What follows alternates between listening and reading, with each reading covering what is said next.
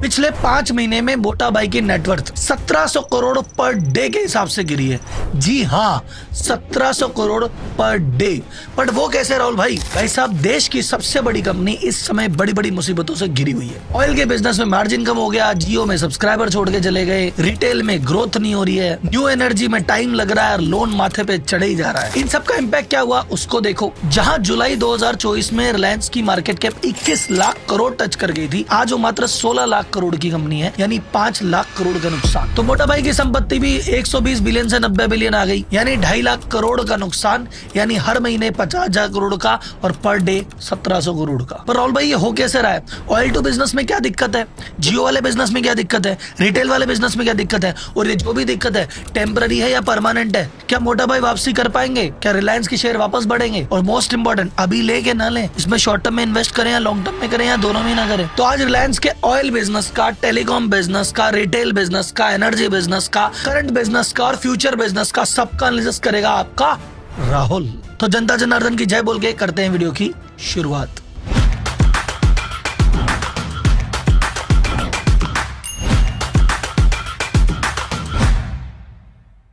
तो सबसे पहले बात करते हैं ऑयल टू केमिकल बिजनेस के बारे में, जो कि रिलायंस का सबसे बड़ा मेजर रेवेन्यू कंट्रीब्यूटर है, जिससे सबसे ज्यादा रिलायंस को सेल होती है। ये वो बिजनेस है जो धीरूभाई अंबानी ने सेटल किया था। ये वो बिजनेस है जिसके पीछे रिलायंस बना है। ये वो बिजनेस है जिसके पीछे रिलायंस के पास पैसे का कुआं है, जहां से पैसा आता है और ये बाकी बिजनेस में लगाते हैं। लेकिन कितने ही बिजनेस में इन्वेस्ट करें, मेजर प्रॉफिट हमेशा यहीं से आता रहा था। कुछ ही समय पहले की बात है, 66% प्रॉफिट इस सेगमेंट से आता था, लेकिन अब ये सेगमेंट का प्रॉफिट 66% से कम होकर मात्र 32% रह गया। और वो कैसे हुआ राहुल जी? ये क्या हो गया सब? अरे मोटा भाई, बर्बाद तो नहीं हो जाएंगे?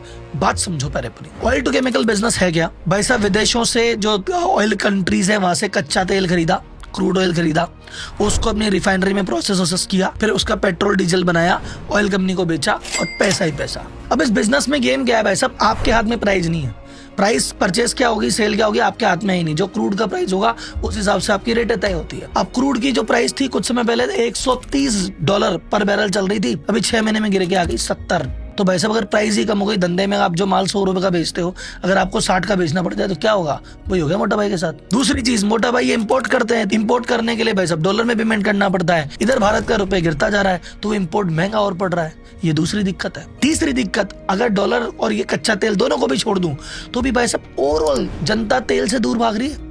इलेक्ट्रिक व्हीकल चल रहे हैं, पेट्रोल डीजल सबको दूर भागना है। फिर कोई सोलर के पीछे, कोई विंड के पीछे, सबको नई एनर्जी चाहिए। तो ये पुरानी एनर्जी धीरे धीरे इसमें दम नहीं बचा है, तो इसलिए इसकी डिमांड भी कम हो रही है। तो ओवरऑल ये तीनों दिक्कत है, जिसकी वजह से रिलायंस का जो कोर बिजनेस है वही हिला हुआ है। अब ऐसा नहीं है कि ये काम चुप कैसे हो गया कि ओहो मोटा भाई को पता ही नहीं चला, राहुल जी की वीडियो देख के पता चलेगा।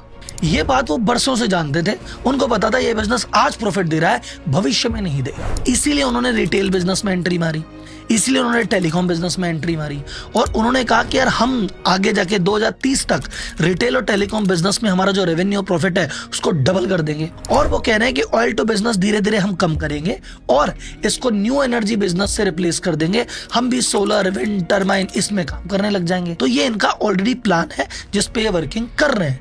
लेकिन इस प्लान में ही लंका लग गई ना यार। ये देख रहे थे कि ऑयल को कर देंगे न्यू एनर्जी से, उसमें दिक्कत आ गई।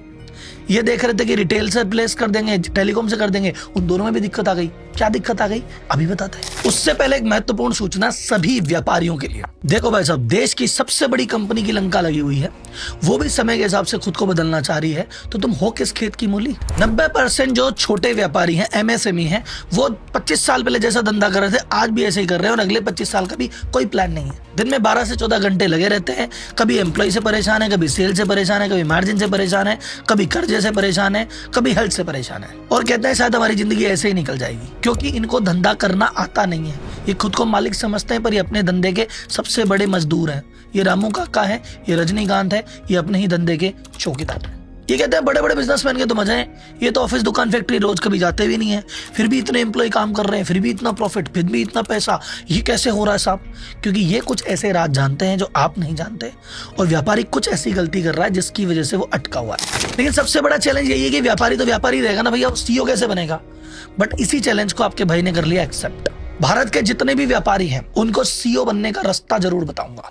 उन्हें ये जरूर बताऊंगा तुम्हारी क्या गलती है। उन्हें ये जरूर बताऊंगा कि सीईओ के सीक्रेट क्या है। इस समय जो उनको कॉन्सेप्ट नहीं पता, चीजें नहीं पता, जो एक नींद में चल रहे हैं, नींद में है, उनको जगाने का काम करेंगे। इसीलिए मैंने लॉन्च किए एक फ्री मास्टर क्लास व्यापारी टू सीईओ आरंभ, जिसमें आपकी व्यापारी से सीईओ बनने की जर्नी की शुरुआत की जाएगी। आपकी गलतियां, सीईओ के सीक्रेट बताए जाएंगे। तो please attend this master class. 2 घंटे की मास्टर क्लास है। ये आपको दूसरी जिंदगी दे देगी, आपका दूसरा अवतार बना देगी, ये आपके भाई की गारंटी है। तो ये हो गई आम आदमी की बात। अब चलते हैं मोटा भाई पे। अब मोटा भाई को पता था ऑयल टू बिजनेस में आज नहीं तो कल लंका तो लगनी है, तो उन्होंने एंट्री करी टेलीकॉम बिजनेस में। और जियो में क्या धमाकेदार एंट्री की थी साहब। तू भी फ्री, नेट भी फ्री, कॉलिंग भी फ्री, सब फ्री। और शायद इसी चक्कर में सारे स्टार्टअप आगे बढ़ गए, इसी चक्कर में यूट्यूब की इंडस्ट्री खुल गई, इसी चक्कर में वीडियो बना पा रहा हूँ, आप देख पा रहे हैं। लेकिन भाई साहब इसमें भी 3 प्रॉब्लम हो गई। क्या प्रॉब्लम है, सुनो ध्यान से। मोटा भाई ने कहा देखो मैंने सबसे पहले फ्री किया था, पहले तुम 200 रुपए का 1 GB इंटरनेट दिया करते थे, मैंने तुम्हें फ्री किया, मैंने तुम्हें दिन का 1.5 रुपए इंटरनेट दिया, तो थोड़े से पैसे बढ़ा लिए तो क्या हो गया। तो बीच में उन्होंने एक बार पैसे बढ़ाए, जनता थोड़ी नाराज हुई, पर कोई बात नहीं। फिर दोबारा बढ़ाए, जनता नाराज हुई, कोई बात नहीं। लेकिन तीसरी बार जब उन्होंने आलीशान शादी देखी, शाहरुख, आमिर, सलमान एक साथ नाचते हुए देखे, और उस समय पैसे बढ़ाए, तो लोगों ने ले लिया पर्सनली। बोले साला क्या हमसे वसूली करोगे क्या। उसके बाद से जो लोग नाराज हुए हैं साहब, पिछले 4 महीने में 1,65,00,000 सब्सक्राइबर जियो छोड़ चुके हैं। और भाई साहब टेलीकॉम इंडस्ट्री में जो लॉस होता है ना, 1 टाइम नहीं होता, ये लाइफ टाइम होता है। क्योंकि ये जो 1,65,00,000 लोग हैं, ये मंथली रिचार्ज कराते, ईयरली रिचार्ज कराते, उन्हें जाने कितने साल तक कराते। तो भाई साहब ये सारी जो बेनिफिट्स थे, ये मोटा भाई के हाथ से चले गए। तो इसीलिए इस क्वार्टर में भाई साहब प्राइस बढ़ाने के बावजूद भी रेवेन्यू में वो तेजी नहीं देखी गई। सेकंड चीज जो भाई साहब इनको और परेशान करने वाली है, वैसे इनको नहीं पूरी इंडस्ट्री को परेशान करेगी, पर ये इंडस्ट्री के बड़े प्लेयर है, इन पे सीधा इंपैक्ट आएगा। आज की डेट में क्या है कि वॉइस का और डेटा का पैक साथ में आता है। मेरे को अगर रिचार्ज कराना है तो मुझे तो कॉलिंग का रिचार्ज कराना है, लेकिन डेटा फ्री में देंगे ही देंगे। मेरे पास ऑप्शन नहीं है कि तुम्हें डेटा रहने दो, सिर्फ कॉलिंग, ऐसा अलाउड ही नहीं है। तो ट्राई कह रहा है यार ऐसे नहीं चलेगा यार, तुम यूजर को बांध नहीं सकते, तो तुम है ना डेटा का अलग दोगे, कॉलिंग का अलग दोगे, मिक्स अलग दोगे। सिर्फ कॉलिंग का फीचर आ गया तो ये प्राइस थोड़े से कम हो जाएंगे। तो आज की डेट में देश में मान लो कि करोड़ों ऐसे लोग हैं जो भी वो पुराना वाला फोन हाथ में लेके घूमते हैं, जिसमें इंटरनेट है ही नहीं, उससे बात करने के लिए फोन लेके घूम रहे हैं, लेकिन डेटा मजबूरी में लेना पड़ता है। ये ट्राई का डिसीजन आ गया तो उनका रिचार्ज कम हो जाएगा। सेकंड, भारत में कई ऐसे लोग हैं, स्पेशली आशिक, जो 2-2 सिम लेके घूमते हैं। अब दोनों सिम में उनको कराना पड़ता है। अब क्या करेंगे, एक सिम में डेटा कराएंगे, एक सिम में कॉल कराएंगे, पैसे बचाएंगे। तो ये जो पैसे जनता बचा रही है, ये जाएंगे टेलीकॉम कंपनियों की जेब से, और इसमें सबसे इंपॉर्टेंट मोटा भाई की जेब से। मोटा भाई को इस बात की टेंशन क्यों है, क्योंकि आज की डेट में रिलायंस का सबसे ज्यादा प्रॉफिट 39% यहीं से आ रहा है। जियो का जो बिजनेस है वो रेवेन्यू में चाहे 14-15% कंट्रीब्यूट करता है, प्रॉफिट में लगभग 40% कंट्रीब्यूट करता है। तो अगर यहाँ पे लंका लगी तो भाई साहब फिर तो बहुत बड़ी दिक्कत हो जाएगी। प्लस तीसरी चीज, कंपटीशन बढ़ रहा है। अभी आज की डेट में तो ऐसा लगा था कि इन्होंने साहब ये और एयरटेल 2 ही लोग गए बाजार में, BSNL खत्म, बाकी सब खत्म। लेकिन धीरे धीरे तो वोडाफोन वापसी कर रहा है। जितने लोग जियो को छोड़ के गए, आधे से ज्यादा लोग BSNL में चले गए। तो जब BSNL कुछ सुविधा नहीं दे रहा, तो भी 1 करोड़ से ज्यादा लोग 4 महीने में उसके पास बढ़ गए। तो सरकार कह रही है कि अगले साल हम BSNL में 5G लेके आ रहे हैं। तो फिर क्या हाल होगा साहब। 5G के केस की बात करें तो 5G केस में लीडर कौन है, एयरटेल है। तो भाई साहब जो मोटे कस्टमर 5G वाले हैं वो एयरटेल ले गया, और जो छोटे कस्टमर है वो BSNL ले गया। मोटा भाई कह रहे हैं बताओ मैं क्या करूं। सेकंड सेक्टर जिसपे मोटा भाई ने जान लगाई कि यार ये करेगा बराबरी, देख रहा ये मेरे ऑयल टू केमिकल बिजनेस की रिकवरी कराएगा, वो था रिलायंस रिटेल। लेकिन रिटेल बिजनेस में अगर अपन देख रहे हैं तो पिछले 1 साल में फ्लैट ग्रोथ रही है, कोई बहुत ज्यादा ग्रोथ ही नहीं हो रही। जैसा रेवेन्यू था, जो प्रॉफिट था, लगभग वहीं का वहीं पड़ा है। रिटेल के सेगमेंट में ग्रोथ होती है स्टोर बढ़ाने से, जितनी दुकानें खुलेगी उतनी ग्रोथ होगी। पिछले क्वार्टर में रिलायंस ने खोले 464 स्टोर, यानी मात्र 90 दिन में। लेकिन उसी दौरान 438 बंद भी कर दिए। तो नेट देखा जाए तो 28 स्टोर ही तो खुले। तो स्टोर की ग्रोथ अगर इतू सी होगी तो भाई साहब फिर ग्रोथ भी इतू सी होगी। प्लस इनके मेजर सेगमेंट जिनसे ये काम धंधा करते हैं कौन से हैं? सबसे ज्यादा मार्जिन रिटेल में आता है कपड़ों से, फैशन एंड एक्सेसरी। वहां पे तो भाई साहब जूडियो पागल हो रखा है। जूडियो हर दूसरे दिन कोई स्टोर खोल देता है। तो वो जो सेल थी वो तो जूडियो ले गया, ट्रेंड ले गया। तो मोटा भाई के हाथ से गेम तो फिसल गया। ऑब्वियसली ये यूस्टा ब्रांड लाके और 4 चीज करके प्रयास तो कर रहे हैं, बट एक बार तो बाजी हाथ से गई। सेकंड सेगमेंट क्या है, ग्रोसरी, आटा दाल चावल, रिलायंस में ले लो। लेकिन भाई साहब वहां तो इधर डीमार्ट खोले जा रहा है, उधर ज़ेप्टो, ब्लिंकिट, इंस्टामार्ट चैन नहीं लेने दे रहे। ग्रोसरी डिवीजन की इन्होंने ले रखी है। तीसरा सेगमेंट आता है इनका जहाँ कंज्यूमर इलेक्ट्रॉनिक्स से धंधा आता है, तो वहाँ तो क्विक कॉमर्स और अमेजन, फ्लिपकार्ट छोड़ ही कहाँ रहे किसी को। तो रिटेल के 3 बड़े सेगमेंट है, तीनों में खतरनाक कंपटीशन चल रहा है। अब इन 3 के अलावा छोटे मोटे बोले सर मीडिया भी तो है, वो हॉटस्टार भी तो लिया था,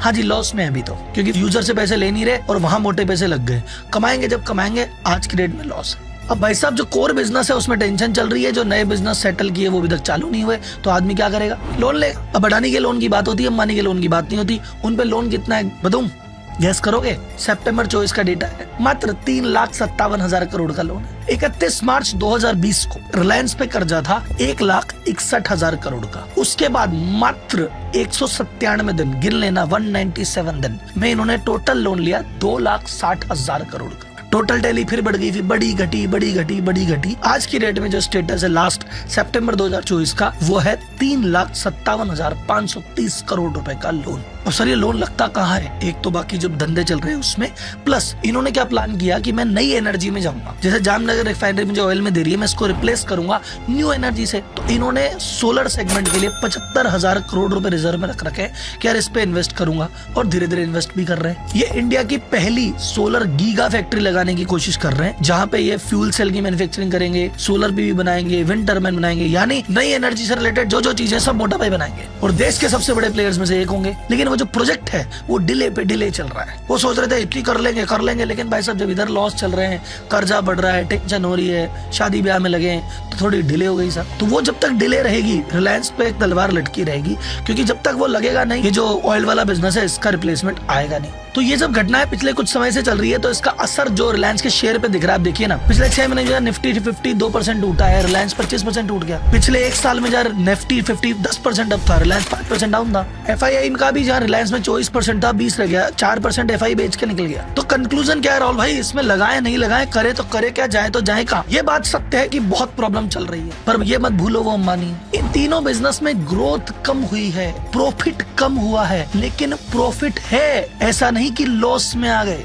अभी वीडियो बनने तक दिसंबर क्वार्टर के रिजल्ट नहीं आए, लेकिन अगर 9 महीने का एवरेज पकड़ लें तो अभी भी 60,000 करोड़ का प्रॉफिट तो बनाया ही है। तो ऐसा नहीं कि गरीब हो गए, लुट गए, बर्बाद हो गए, टेंशन है थोड़ी, पर निकल जाएंगे। इन्होंने मेन कंपनी में से जियो फाइनेंस को अलग कर दिया, फाइनेंस सेक्टर की अलग कंपनी बना दी, उसको अलग लिस्ट कर दिया, उसमें बहुत एक्शन होना बाकी है। आगे जाके ये रिटेल कंपनी को अलग कंपनी बना के लिस्ट कर देंगे, ये जो जियो की कंपनी है इसको बना के अलग लिस्ट कर देंगे। तो रिटेल की कंपनी अलग हो गई, ईशा अंबानी CEO, जियो की कंपनी अलग हो गई, आकाश अंबानी CEO, रिलायंस इंडस्ट्रीज में ऑयल की जगह नई एनर्जी आ गई, अनंत अंबानी CEO। तीनों बहन भाई, तीनों की अलग अलग कंपनी।